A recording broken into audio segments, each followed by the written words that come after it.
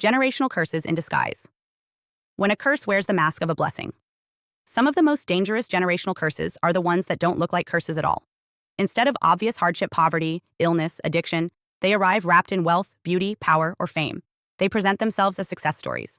Outsiders admire them, envy them, and even hold them up as proof that the family is blessed. But beneath the surface, the same spiritual mechanisms that drive obvious curses are at work, draining life, sabotaging peace, and keeping the family locked into destructive cycles. The seduction of the mask. A curse in disguise thrives because it escapes detection. If you grow up in a bloodline where everyone is rich, beautiful, or powerful, it's tempting to assume those qualities are the result of divine favor, hard work, or superior genetics. You're less likely to question what it costs to maintain them. In many cases, that blessing is directly tied to the original spiritual agreement that birthed the curse. The wealth may come with chronic family betrayal. The beauty may come with objectification, exploitation, or a pattern of early death. The fame may come with isolation, paranoia, and cycles of public humiliation. The exchange principle. Most curses in disguise operate on a spiritual exchange principle. Something of apparent value is given, but in return, something of greater value is taken. Examples. Wealth for peace. The family maintains money across generations, but no one experiences healthy relationships or personal safety. Beauty for autonomy. Physical attractiveness is prized and rewarded, but family members have no agency over their bodies, relationships, or public image. Fame for stability. The family gains influence and recognition, but every generation is marked by public scandal, mental breakdowns, or unexplained tragedy. The curse ensures that the blessing is both the bait and the hook. It keeps the bloodline tethered to the very thing that is quietly destroying them. Why the disguise works. These disguised curses are reinforced by the world's value systems. Society celebrates wealth, beauty, and influence without questioning the cost. Friends, followers, and even strangers will tell you how lucky you are, making it harder to see that you are paying with your health, freedom, or sanity. Within the family, the blessing is often defended as tradition. This is who we are, becomes both a statement of pride and a silent admission of captivity. To reject the blessing would feel like betraying the bloodline. That loyalty keeps the curse alive. Signs you're dealing with a curse in disguise. Patterned loss. The apparent blessing comes hand in hand with repeating tragedies in unrelated areas of life. Non-negotiable maintenance. The blessing requires constant sacrifice, secrecy, or compromise to maintain. Fear of loss. Family members live in anxiety that if they step out of line, the blessing will disappear. Inability to opt out. Attempts to reject or walk away from the blessing are met with sabotage, exclusion, or targeted harm. Case example, the heirloom of influence. A prominent family maintained political influence for over a century.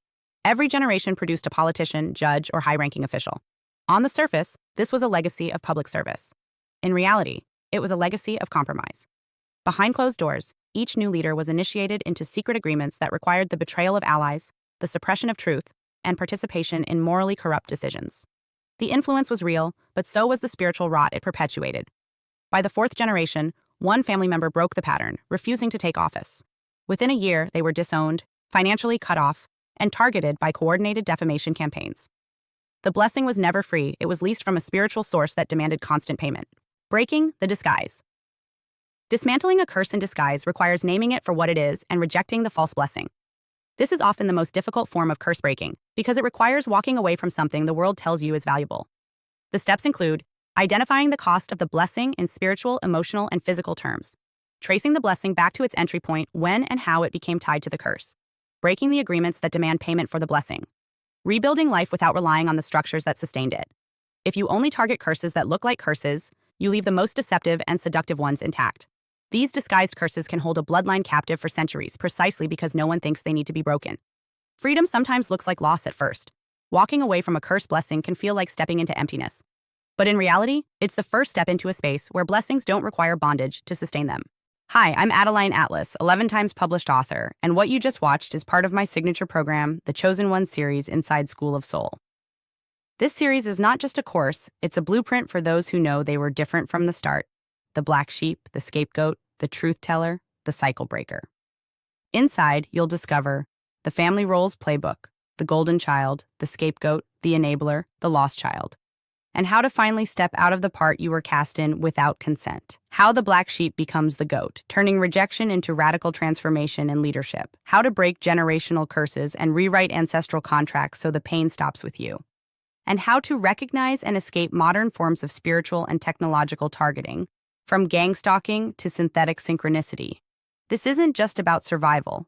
It's about awakening, about reclaiming your voice, your lineage, and your destiny as one of the chosen ones. Click the link below to access the full series now, because the role ends the moment you decide it does, and the real script begins with you.